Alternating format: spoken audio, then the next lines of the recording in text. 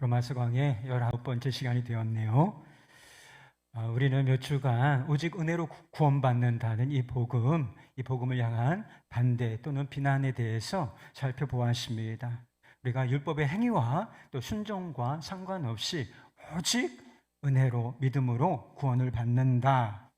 그리고 완전한 구원을 받을 것이라면 그 다음부터는 아무렇게나 살아도 되겠네, 죄를 지어도 되겠네, 이런 반론이 있을 수 있다고 했지만 그럴 수 없다고 했습니다.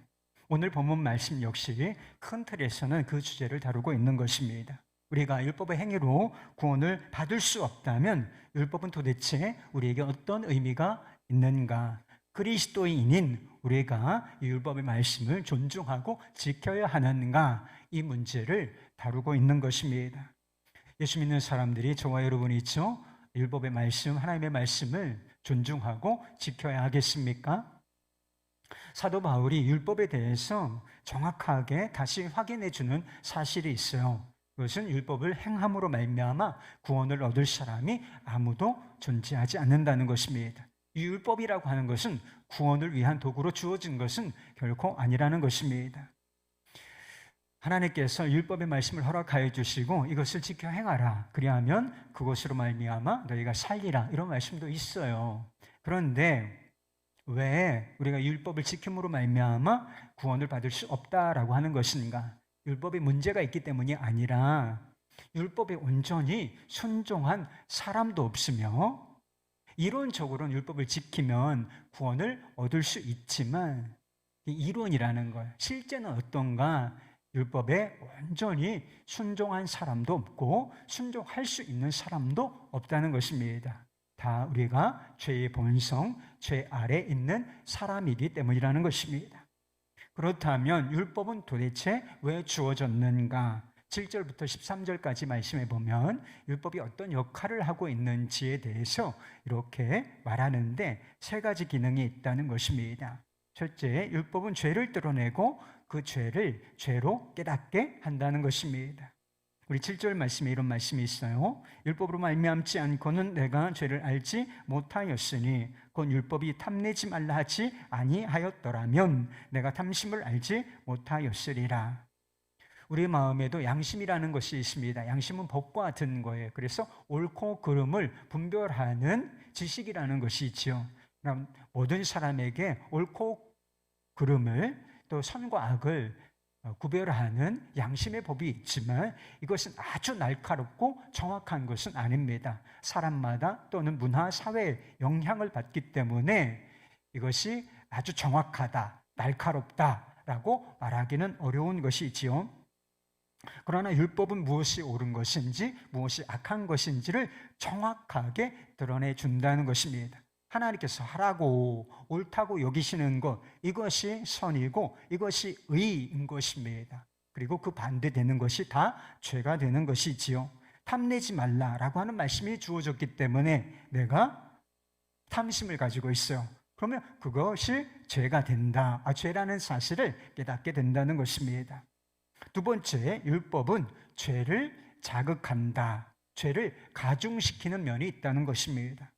우리 8절 말씀이에요. 그러나 죄가 기회를 타서 계명으로 말미암아 내 속에서 온갖 탐심을 이루었나니. 율법 자체가 죄를 짓도록 만든다, 종용한다, 이런 뜻은 결코 아니에요. 율법은 그런 일을 하지 않습니다. 그러나 문제는 무엇이냐? 우리 안에 죄된 본성이 있고 죄 아래 우리가 있다는 것입니다. 그 죄가 어떤 일을 하느냐? 계명, 율법을 발판 삼아서 그 죄를 부추기고 죄를 더 많이 짓도록 만든다라고 하는 것입니다.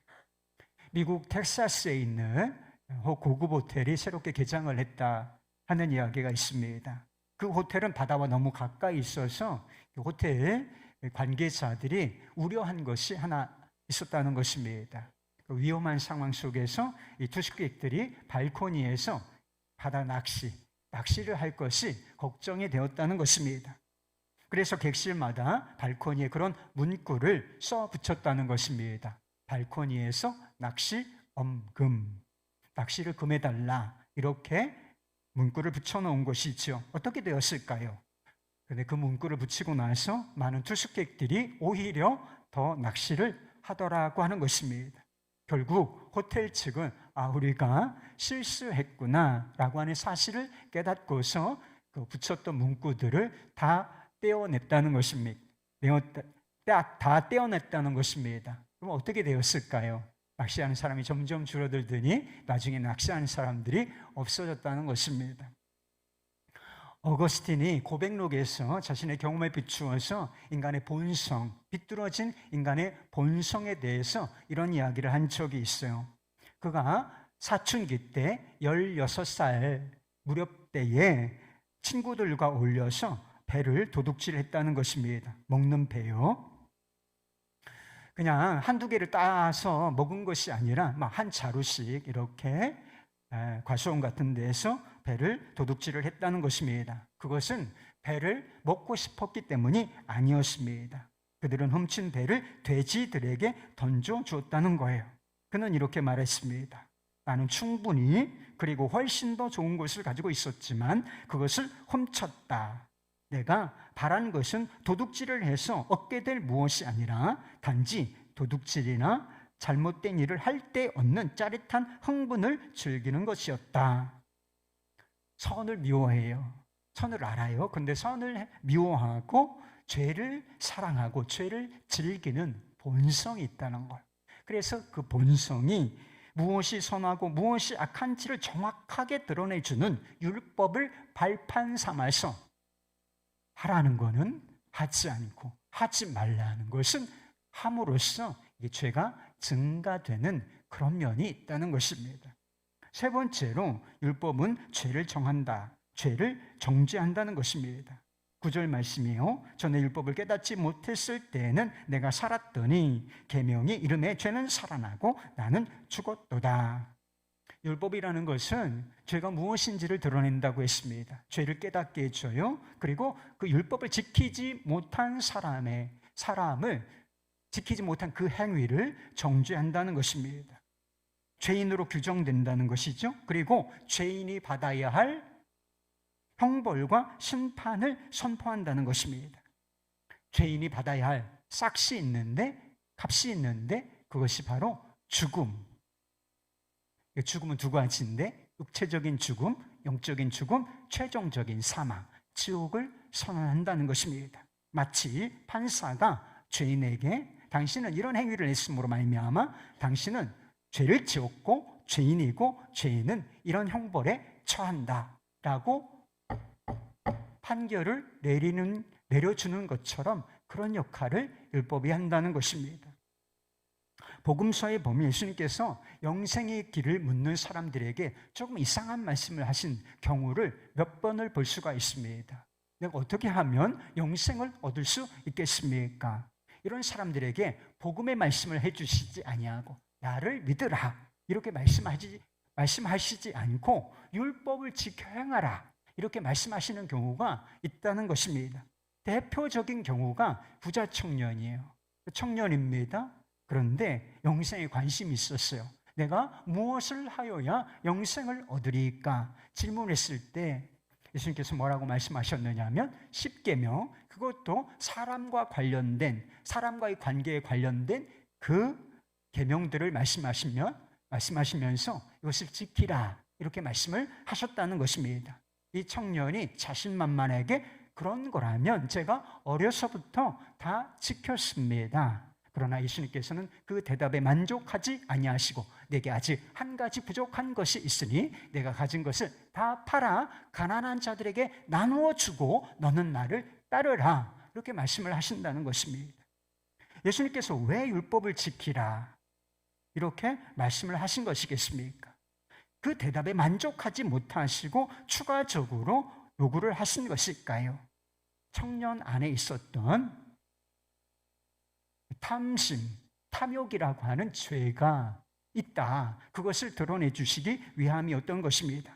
그런 상태로는 나는 율법을 잘 지키고 있다. 하나님을 잘 섬기며 이웃을 사랑하고 있다. 이렇게 자부심을 가지고 있었지만 실제로 가난한 자들에게, 이웃에게 내가 가진 것을 나누어 주라. 팔아 나누어 주라. 이렇게 요구했을 때 그것을 거부한다는 것입니다. 그것은 하나님을 잘 섬기는 것도 아니고 그가 돈을, 재물을 하나님처럼 섬기고 있다는 뜻이었으며 이웃을 사랑하되 자신처럼 사랑하는 것은 아니었다라고 하는 사실을 드러내 보여주시기 위함이었다는 것입니다. 그래서 율법을 잘 지키고 있다는 그것이 허위일 뿐임을 깨닫게 하시기 위하여, 그리고 자신이 죄인이요 죽은 자라는 것을 깨닫게 하시기 위하여 그렇게 말씀하셨던 것입니다. 그래야 복음이 복음으로서 보일 수 있기 때문인 것입니다. 어떤 사람에게 복음이 복음으로 들려지고 깨달아질까요? 여러분, 세상에 복음의 진리가 선포되었습니다. 그리고 지금도 복음의 진리, 오직 예수 그리스도로 말미암아 죄에서, 저주에서 구원을 받고 하나님의 자녀가 되며 영생을 얻게 된다. 이 복음의 진리가 지금도 선포되고 있다는 것입니다. 그런데 모든 사람이 복음을 복음으로 깨닫는 것은 전혀 아니라는 것이죠. 어떤 사람이 복음을 복음으로 알아보고 그것을 받아들일 수 있겠습니까? 예수님 앞에 나와 무릎을 꿇고 내가 무엇인가를 했습니다, 이런 이야기가 아니라 주여 저는 죄인이로소이다, 저를 구원하소서라고 부르짖으며 은혜와 자비를 구하겠나요? 자신이 죽을 죄인이라는 사실을 깨달은 사람만 그리할 수 있는 거예요. 자신이 지옥 갈 죄인이라고 하는 것이 도무지 믿어지지 않는 어떤 교인이 있었다는 것입니다. 우리 중에도 그런 분이 있어요.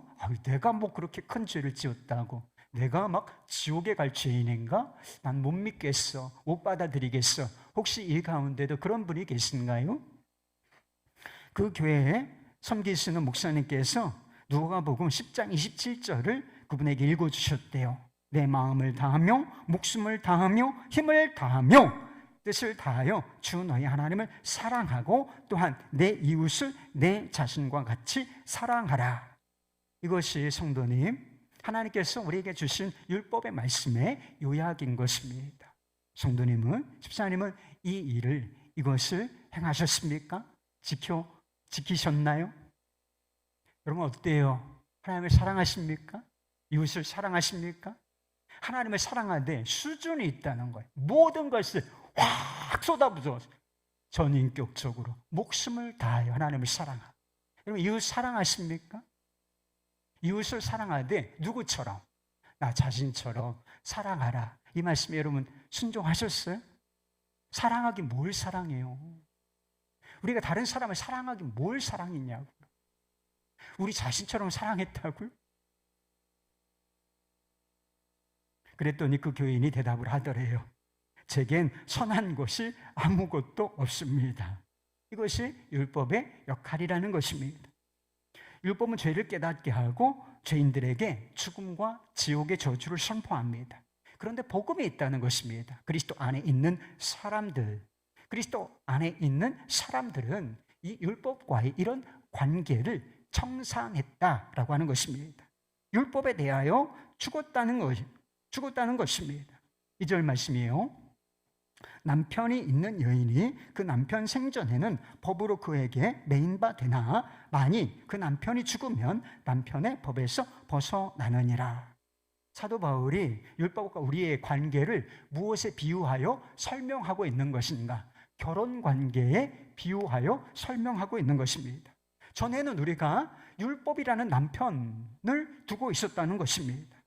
결혼 관계가 가지는 특징이 있어요. 여러분 결혼하신 분들 대다수 다 결혼하셨죠? 결혼 관계가 가지는 특징이 있다면 그것은 배우자에게 매인다는 것입니다. 결혼하기 전까지는 싱글이고 자유로워요. 무엇을 선택해도 괜찮습니다. 그러나 내가 결혼식장에서 결혼식을 하고 결혼한 사람이 되었어요. 그러면 배우자에게 그 즉시 나는 매인 사람이 된다는 것입니다. 우리가 전에는 율법의 매인 상태였다는 것이죠. 그러나 지금은 이 관계에서 자유롭게 되었다는 것입니다. 율법이라는 남편이 죽었기 때문이라는 걸.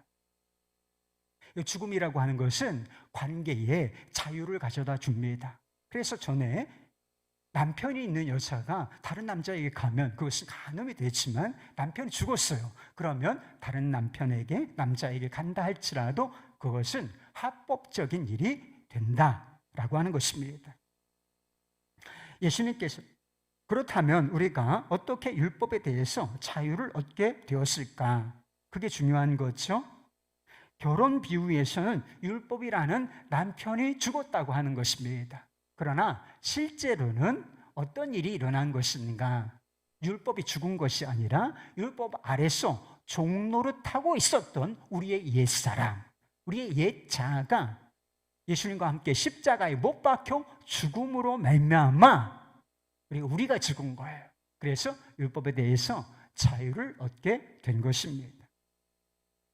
예수님께서는 자유로우신 분, 예수님께서 뭐 고칠 게 뭐가 있어요? 하나님 자신이고 하나님의 아들이시며 무한한 자유를 누리시던 그분이 이 땅에 육체를 가지고 오셨다는 것입니다. 그래서 육체를 가지고 오셨을 때 어떤 표현이 있느냐 하면 예수님께서 율법 아래 나셨다 이런 표현이 있어요. 그러니까 예수님께서도 율법에 매이셨다라고 하는 뜻이 되는 것이죠.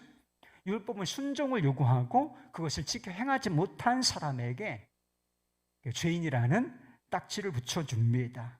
예수님께서 율법을 지키셨을까요? 예수님께서 일반적으로는 33년을 사셨다 이렇게 말씀하고 있죠. 33년 그 삶의 기간 동안 하나님의 말씀, 십계명을 비롯해서 하나님의 말씀을 다 지키셨을까요? 물론입니다. 형식적으로 행위로 지킨 정도가 아니라 율법의 본 정신을 따라서, 그래서 안식일 논쟁이 있는 거예요. 그냥 바리새인들은 율법을 거쳐로 안식일을 그냥 지키면 그게 지킨 줄로 알지만 정신이 뭐냐? 사랑이라는 거예요. 자비를 베푸는 거라는 거예요. 그래서 정말 안식일에 정신답게, 율법의 정신답게 모든 면에서 완벽하게 예수는 율법을 성취하셨습니다. 그리고 우리를 대신하여 죄인이 받아야 할 율법의 정죄를 받으시고 죽음이라는 형벌을 받으셨다는 거예요. 그것이 십자가예요.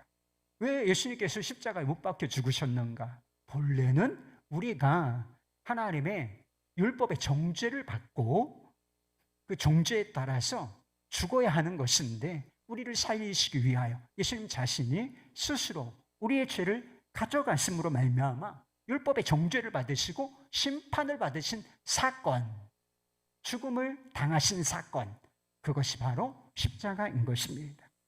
예수님께서는 두 가지 측면, 긍정적인 부분이나 또는 부정적인 측면에서 율법이 요구하는 바를 다 성취해내셨다는 것. 율법을 온전히 성취하시고 율법이 요구하는 바, 율법이 정하는 바, 죄의 정죄를 받고 심판을 다 받아내셨다. 더 이상 율법은 예수님께 요구할 것이 없게 된 것입니다.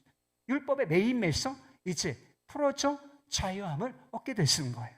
그래 놀라운 기적은 우리가 예수 그리스도를 믿을 때 예수님과 우리가 하나가 되기 때문에 예수님께 속한 그 일, 율법의 매임에서 자유를 얻게 되신 그 일, 그 놀라운 축복이 우리의 것이 된다는 거예요. 그리스도인은 율법의 매임에서 자유롭습니다.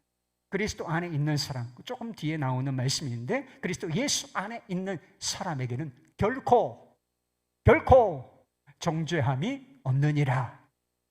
여러분, 우리가 하나님의 말씀대로 살지 못하잖아요. 거짓말하고 또는 탐심, 욕심을 부리고 또 다른 위법한 일을 행할 때 그게 죄가 아닌 건 아니에요. 그게 죄이지만 정죄를 받지 않는다는 것입니다. 그러므로 말미암아 우리가 심판을 받아 지옥에 갈 상태에 떨어지지 않는다라고 말하는 거예요. 아니, 죄는 지었는데 왜 정죄를 받지 않습니까? 이상하죠. 근데 이유가 있는 거예요. 예수님께서 우리가 받아야 할 정죄, 심판, 그러니까 과거의 죄, 현재의 죄, 그리고 모든 죄 예수님께서 온전히 가져가시고 그리고 우리를 대신하여 완전히 심판을 받으셨기 때문에 더 이상 심판할 것이 남아있지 않게 되는 것. 그래서 우리가 죄를 짓지만 죄인으로 규정되지 않고 심판을 받아 지옥에 갈 상태에 떨어지지 않게 된다는 것입니다. 할렐루야! 이게 얼마나 놀라운 축복인지 모른다는 것입니다. 그렇다면 그리스도인들은 율법을 지키지 않아도 될까요? 그리스도인들에게 율법이라고 하는 것은 이제 더 이상 아무 효력도 없는 무용지물이 된 것입니까? 극단적으로 표현해서 우리가 율법에서 자유를 얻었으니 이제는 아무렇게나 자유롭게 내 마음대로 살아도 될 것인가? 그럴 수 없다는 거예요. 율법을 지켜 행함으로 구원을 받을 사람이 아무도 없다고 했습니다. 그런 의미에서 율법은 폐기되었다. 더 이상 그리스도에게는 무용지물이다. 이렇게 말해야 옳습니다. 그런 면에서는 율법이 무용지물이에요. 그러나 그리스도인들에게도 율법은 여전히 필요하고 지켜야 한다는 것입니다. 율법의 기초가 되는, 근간이 되는 10가지 계명이 있어요. 우리가 10계명이라고 부르는 것이 있죠. 여러분 10계명 알고 계십니까? 오직 하나님 한 분만 섬기라. 우상을 만들거나 섬기지 말라. 그리고 하나님의 이름을 망령되이 일컫지 말라. 안식일을 거룩히 지키라. 그리고 부모를 공경하라. 살인하지 말라. 간음하지 말라. 도둑질하지 말라. 거짓 증거하지 말라. 탐내지 말라. 이것이 우리에게 주신 10가지 계명인 것입니다. 이런 것들을 지키지 않으면 다 죄가 되는 것이죠. 그리스도 안에 있는 사람들에게는 결코 정죄함이 없다. 여러분 이것이 영적 진리인 것입니다. 그렇다고 해서 우리가 이 말씀을, 이 계명들을 지키지 않아도 되는지를 한번 생각해 보세요. 부모를 공경하지 않아도 됩니까? 살인하고 간음하고 또는 도둑질하고 거짓 증거해도 돼요? 마음껏 욕심 부리면서 막 이기적으로 살아도 되냐는 거예요. 우리가 율법에 대해서 자유를 얻었다고 그렇게 살아도 되겠느냐는 거예요. 그렇지가 않다는 것입니다. 자유라는 이름으로 이런 것들을 지키지 않아도 된다. 실제로 이런 주장을 하는 사람들이 있어요. 그러나 이런 주장은 그리스도인들을 무법한 자로 만드는 것일 뿐인 것입니다. 예수 그리스도의 그 값진 보배로운 희생으로 얻은 이 자유를 방종과 불법으로 몰아가는 어리석은 일이라는 것입니다. 그리스도인의 자유는 마음대로 살면서 죄를 지을 자유를 의미하는 게 아니에요. 왜 하나님께서 우리가 예수 그리스도의 복음을 통하여, 이 거룩한 복음을 통하여 우리를 구원하셨는가? 율법에 대하여 자유를 주셨는가? 이 목적이 중요하잖아요. 그게 4절에 나타나 있어요. 그러므로 내 형제들아 너희도 그리스도의 몸으로 말미암아 율법에 대하여 죽임을 당하였으니 이는 다른 이 곧 죽은 자 가운데서 살아나신 이에게 가서 우리가 하나님을 위하여 열매를 맺게 하려 함이라. 율법에 대해서 완전한 자유를 선언하신 이유가 뭐예요? 율법의 매임에서 완전히 풀어 자유케 하신 이유가 도대체 무엇입니까? 마음대로 살라고요? 그게 아니라는 거예요. 하나님이 계신데 하나님을 섬기고 하나님을 위한 거룩한 열매, 이것을 맺도록 하게 하시기 위하여 그 일을 하셨다는 것입니다. 하나님을 섬기고 그분을 위한 열매를 맺으려면 어떻게 해야 하는지 한번 생각해 보세요. 하나님의 뜻, 하나님의 법, 이것과 상관없이 하나님을 섬기고 하나님을 위한 열매를 맺을 수 있겠습니까? 아니에요. 하나님을 섬기고 그분을 위한 열매를 맺으려면 그분의 법과 뜻을 존중하고 그것을 지켜야 하는 것입니다. 그리스도인들도 율법을 지켜야 한다면 우리가 율법의 저주 아래 있을 때, 죄 아래 있을 때와 도대체 다른 게 뭐예요? 전에도 율법을 지켜야 했어. 근데 못 지켰어. 근데 우리가 율법에 대해서 자유를 얻었지만 율법을 지켜야 해요. 그럼 도대체 다른 게 뭐가 있냐? 율법을 지켜야 한다는 측면에서는 동일하지만 상황이 완전히 달라졌다는 것. 입장이, 율법을 대하는 입장이 완전히 달라졌다는 사실을 깨닫는 것이 중요한 것입니다. 가장 중대한 변화가 일어나는데 우리는 새로운 관계 속에 놓여 있다는 것입니다. 율법이라는 옛 남편은 죽었고 우리는 그 율법의 율법의 매임으로부터 자유롭게 되었다고 했습니다. 그러나 그것으로 끝난 것이 아니라 우리에게는 새 남편이 생겼다는 거예요. 그분이 바로 우리를 율법의 저주에서 구원하신 우리 주 예수 그리스도이신 것입니다.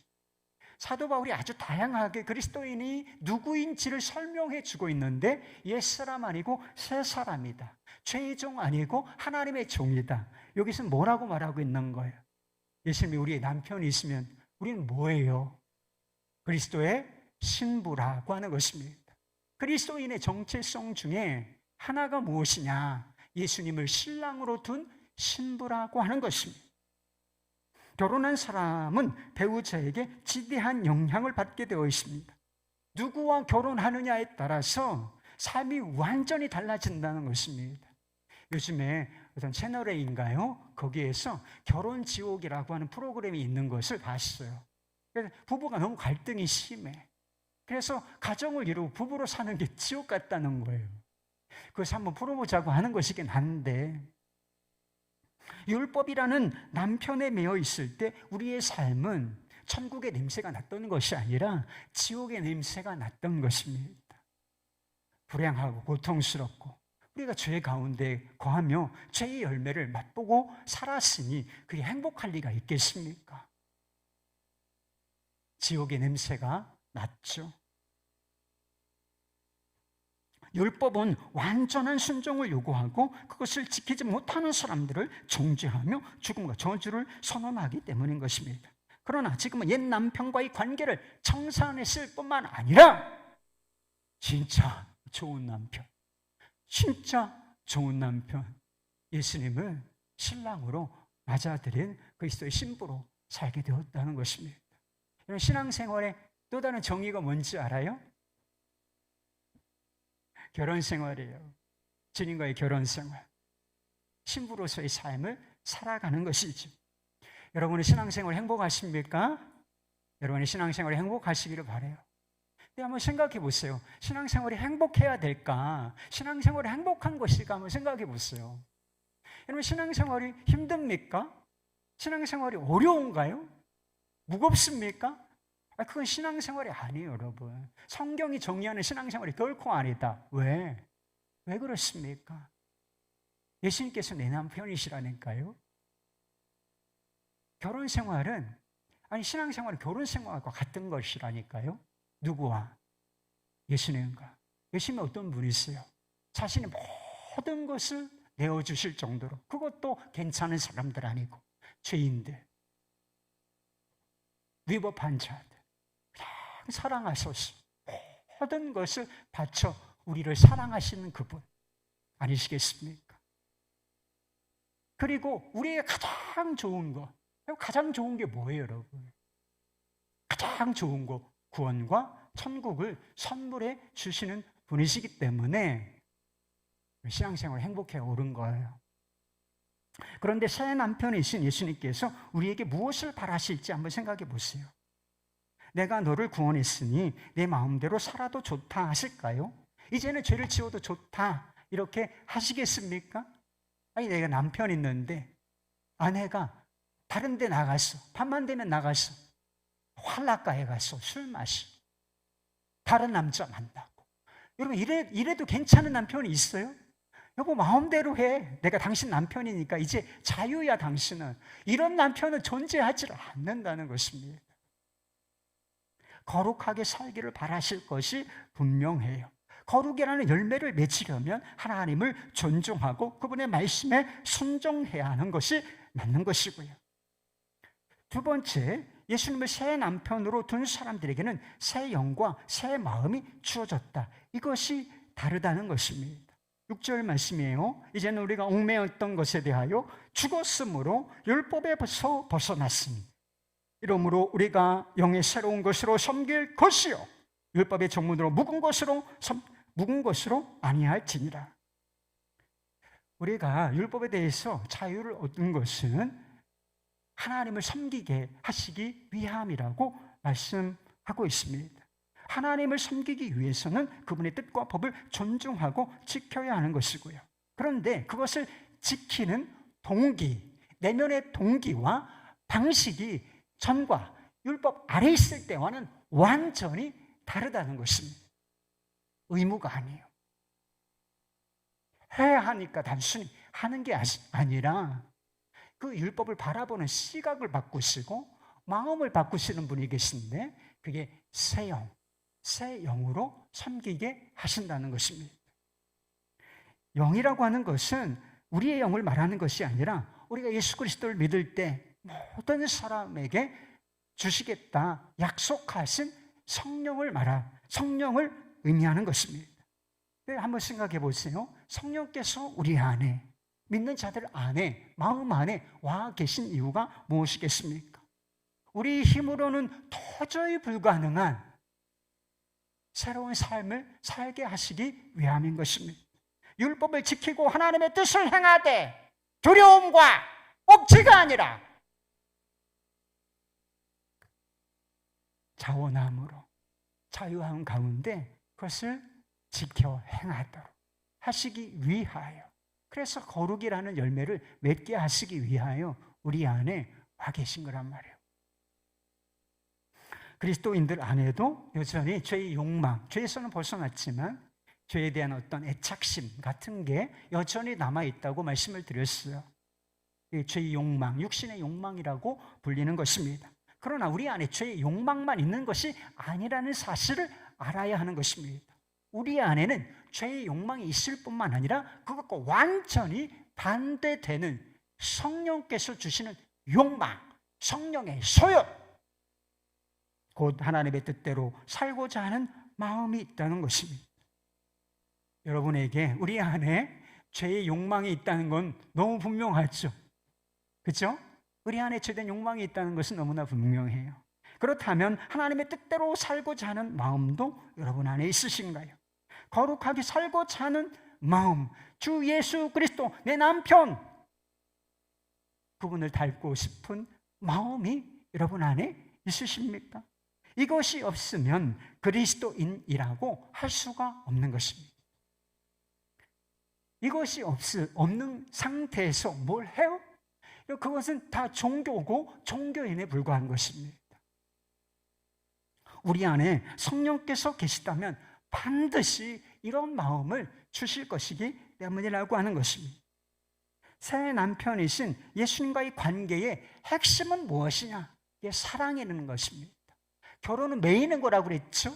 배우자에게 매이는 거예요.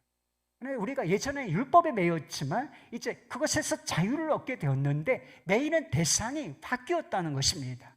주 예수님께 매이게 되었는데 그 매임의 줄이 무엇이냐?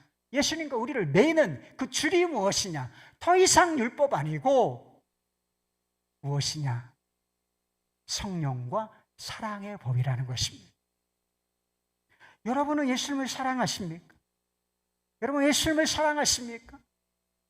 나는 예수님을 믿지만 사랑하지는 않는 것 같아. 그런 이야기 하는 사람이 있어요. 나는 예수님을 믿어. 구세주로 믿어. 그러나 예수님은 사랑하지는 않는 것 같아. 여러분 이것은 불가능한 이야기예요. 예수님을 믿는 사람은 예수님을 사랑하는 사람이라는 것입니다. 믿음과 사랑 결코 분리될 수 있는 것이 아니라는 것입니다. 여러분 말씀을 모르세요? 믿음, 소망, 사랑 이 세 가지는 항상 있을 것인데 믿음은 있는데 사랑이 없다고요? 이런 경우는 없어요, 여러분. 우리 안에 성령께서 와 계시다면 성령께서 우리에게 믿음을 주시고 그 믿음을 통해서 우리를 거듭나게 하셨을 뿐만 아니라 새 남편이신 주님을 바라보며 주님을 사랑하도록 우리의 마음을 변화시켜 주신다는 것입니다.